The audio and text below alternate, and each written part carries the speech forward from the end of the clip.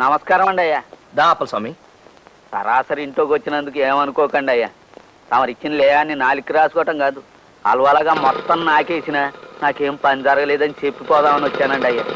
కానీ ఈడ మీరు మీ తమ్ముడు గారితో పంచసూత్రాల ప్రమాణకం చేయించడం చూస్తా ఉంటే నా కళ్ళని నేనే నమ్మలేకపోతున్నానండి అయ్యా. అది రోజు ఉండే దినచర్య అప్పల స్వామి. వాడి జీవితం నా బ్రతుకులా వెలిసిపోకూడదని ఈ జాగ్రత్తలు.